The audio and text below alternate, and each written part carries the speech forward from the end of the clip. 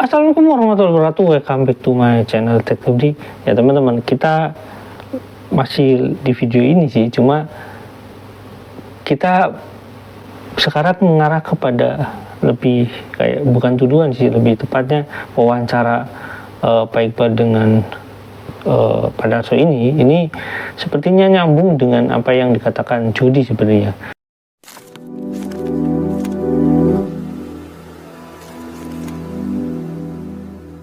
Karena kesalahan-kesalahan Jody dalam berbicara itu, atau mungkin bukan kesalahan sih, lebih tepatnya mungkin memang apa ya, Jody ini menjaga rahasia tapi kadang-kadang keceplosan gitu ya teman-teman.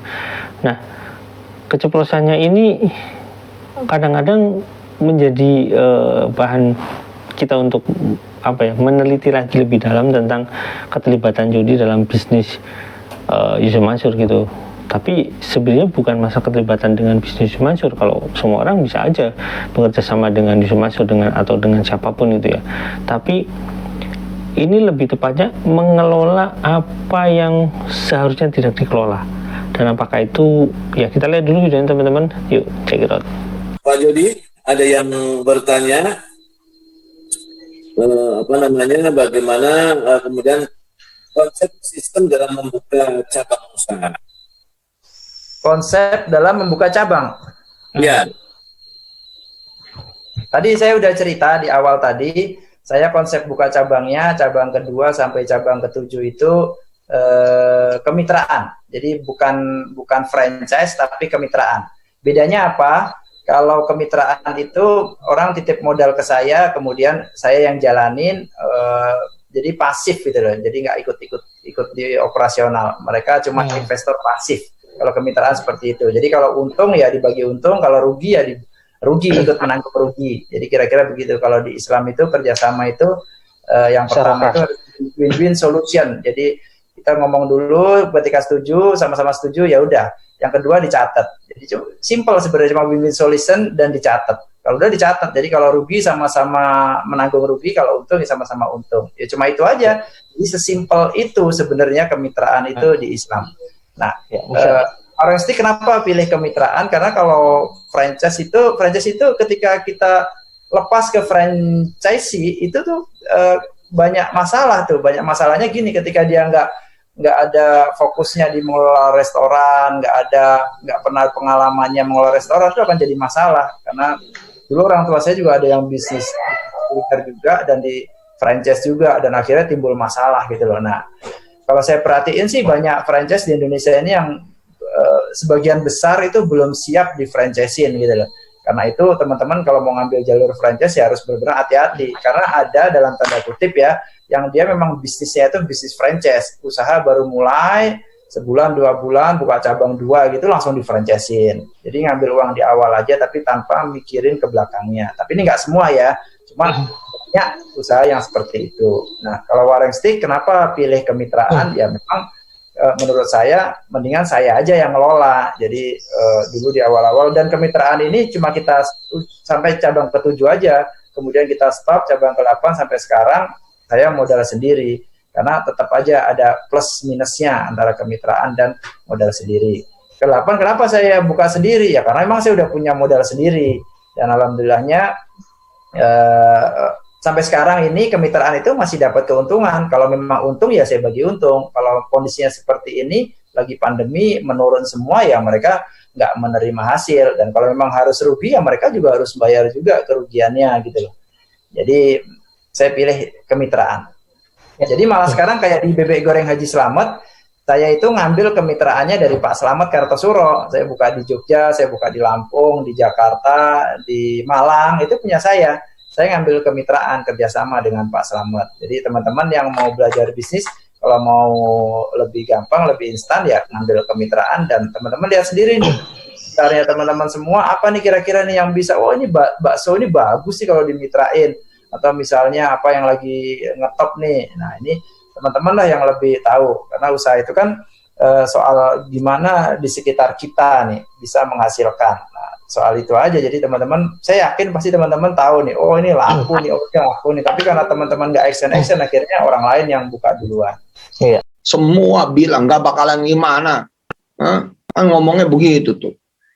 Transaksi kagak bisa, PUT kagak cari cair.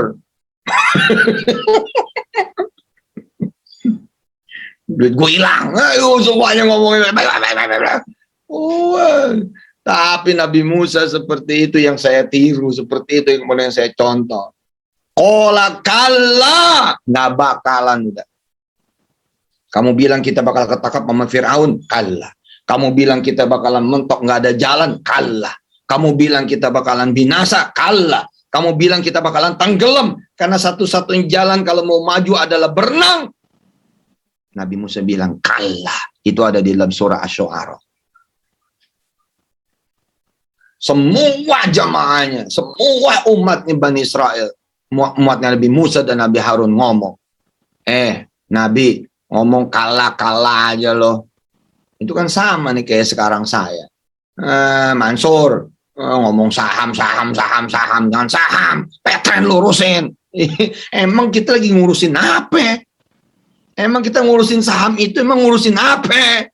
Emang kita ngurusin kemudian masuk perusahaan sana, perusahaan ini, menyebut itu. Emang buat siapa? Yang saya lakukan buat Petren. Bisa saya ngajak ngomong Anda semua, saya butuh duit 1 triliun buat ngerjain Petren. Bisa. Mau Anda patungan? Mau.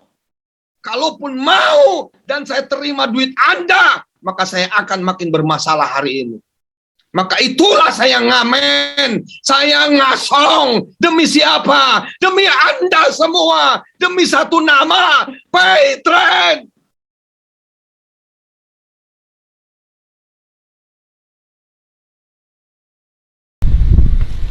Kalau ngomong nipu tuh sepertinya kayak orang kampung ya, tapi ini mereka tuh white collar criminal. Kira-kira gitu. Tapi bukan white collar juga. Gamis gamis lebih tepatnya gamis kan. Tapi Jody nggak pernah pakai gamis tuh. Dia gaul tuh, dia ototnya kan bagus tuh, dia punya gym tuh nggak salah. Iya. Jadi gini deh Pak Darso, Jody itu memang baik, tapi dia udah ikut pesing sekarang. Dia tuh bingung pokoknya sekarang sebenarnya itu. Kalau saya cabut, saya takut miskin. Kalau saya di sini, saya bertaburan uang dan bermandikan uang, tapi sebenarnya saya dosa, gitu loh. Jody tuh tahu dia dosa, dia tuh tahu. Gini Pak, kalau dari hati saya masih megang Jody daripada si Jaman ini. Jody itu orang baik. Dan mohon maaf, nggak terlalu pelit.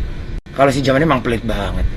Itu yang minjem itu 5 juta di video Pak Darso itu 5 juta loh. Kalau dia datang ke saya nih, ya elah 5 juta. Saya bersihin aja tuh, keluar 10 juta malah. Serius kan dia gayanya gitu tuh Mansur tuh. Gayanya gitu tuh. Ayo kayakan sama saya aja gitu loh. Cuman kalau banyak duitnya, banyak duit zaman sekarang sih memang. Ya, gimana dia ngumpulin segitu banyak manusia, Bos? Oke. Saya dengar kasus uang 4 miliar yang dibawa Jaman dari Malaysia yang ditahan oleh pihak imigrasi di Batam. Saya dengar itu akhirnya diamankan oleh Jody. Mas Iqbal pernah dengar nggak cerita itu? Aduh Pak Darso, kok cuma 4 miliar yang diamankan oleh Jody? Masih kurang banyak. Yang diamankan itu bukan hanya 4 miliar yang dari Malaysia, itu bukan. Hampir dari setengah bisnisnya si Jaman itu ya Jody juga yang pegang, yang pegang asetnya gitu loh. Atau mungkin keseluruhan, saya juga nggak tahu. Tapi gini deh, tadi saya sebutkan di awal kita dialog, Jody itu adalah korunnya Jaman. Oke itu teman-teman videonya. Nah teman-teman, kalau kita melihat video ini ya, ini kan yang bertanya ini adalah seorang mahasiswa dari STIMIK Antarbangsa yang merupakan ya dalam tanda kutip milik Yusuf Mansur ya teman-teman. Itu masih internal tapi eksternal, dalam artian bukan circle dari Yusuf Mansur secara murni ya. Kalau circle Yusuf Mansur secara murni mungkin lebih tepatnya kayak Jody, terus Tarmisi, terus mungkin di situ ada Pak Heri yang mungkin itu circle-nya. Nah terus kalau si Pak Dwi mungkin bukan. Pak Dwi itu cuma ditugaskan katanya, nah dulu ini karyawannya dan karena kerjanya nggak becus jadi dikeluarkan, kata salah satu karyawan yang saya wawancara. Nah di wawancara tersebut menjelaskan bahwasanya jadi kerjaan Pak Dwi ini ya jadi akhirnya tukang bikin video gitu ya teman-teman. Nah, mungkin karena ada itu, ada Dwi, dan mungkin ya saya nggak tahu apakah Dwi ini orang internal atau bukan. Mungkin karena ada Dwi, dan satu lagi mungkin karena ada mahasiswa antar bangsa yang internal tapi bukan internal. Jadi di sana Jody tidak menyebutkan bahwasanya ya ini modal dari Yusuf Mansur gitu ya. Setelah ke-8 dan berikutnya dia punya usaha modal sendiri, dan tapi di cabang berikutnya mungkin saya nggak tahu di cabang beberapa. Kalau menurut sebuah karya ilmiah skripsi itu ya di cabang, mulai dari cabang 32 kalau nggak salah, dia sudah mulai ekspansi setelah 32 ya, mulai ekspansi dengan Yusuf Mansur di tahun 2010 teman-teman. Nah, di tahun 2011 juga ada yang namanya kalau nggak salah ya termasuk ayam penyet lah gitu ya, nanti saya cek lagi. Intinya ada bisnis dengan Yusuf Mansur yang berkaitan dengan penyet gitu ya. Nah, data-data menunjukkan bahwasanya memang sepertinya dimulainya dari 2010 kerjasama antara Jody untuk ini ya, untuk warung grupnya ya, antara Jody dan Yusuf Mansur. Nah, tapi kenapa di lingkungan internal yang sebagian bukan internal, walaupun itu internal artinya mahasiswa streaming antar bangsa, dia tidak bisa menyebutkan bahwasanya pemilik modalnya adalah, salah satunya adalah Yusuf Mansur. Dia cuma menyebutkan karena sekarang saya sudah punya modal sendiri. Nah, kenapa tidak menyebutkan Yusuf Mansur? Saya kira begini ya, mungkin walaupun mereka mahasiswa, tapi kan desas-desus tentang Yusuf Mansur mendapatkan uang, terus mobil-mobil inventaris yang ada di sana itu kan dipertanyakan gitu ya, apakah itu uang sedekah atau mobil sedekah yang digunakan di sana. Mereka kan mungkin bertanya-tanya, jadi Jody nggak mau menyebutkan oh ini dari sedekah, enggak, dan ini dari Yusuf Mansur, enggak mau berani menyebutkan seperti itu. Karena apa? Kalau itu modal sebagian dari Yusuf Mansur, mungkin banyak orang yang akan berpikir oh itu dari ceramah, dari sedekah, mungkin kayak gitu ya teman-teman. Mungkin ya, kenapa? Padahal saya yakin kalau Tarmisi atau Pak Heri pasti tahu modal itu dari Yusuf Mansur sebagian gitu ya. Kalau menurut Pak Iqbal kan ya setengahnya gitu ya, atau mungkin sebagian besarnya, atau mungkin keseluruhannya bahkan gitu. Karena apa? Hotel City pun sempat Jody mengelola kan. Menurut saya pernyataan ini cukup relevan ya. Hotel City juga ikut mengelola, kecuali Patren kalau nggak salah. Cuma Jody mempromosikan Patren juga. Karena apa? Karena ya dia ikut di webinar tersebut.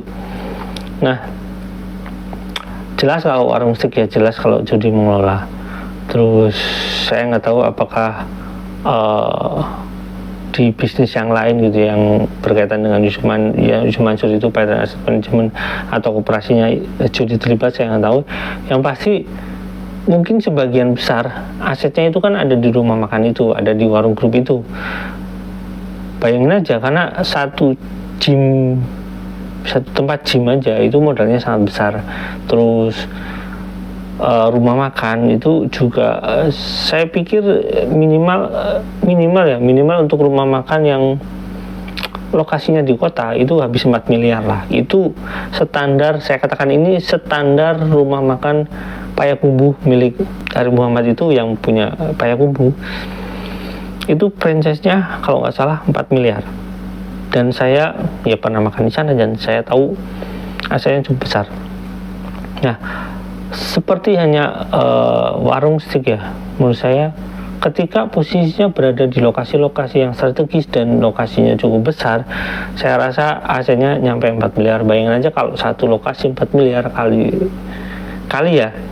10 aja udah 40 miliar. Itu kalau kali 10, kali 20 aja sudah 80 miliar teman-teman. Jadi teman-teman bisa bayangkan kalau Jody mengelola setengah daripada aset Yusuf Mansur itu nilainya bisa ratusan miliar.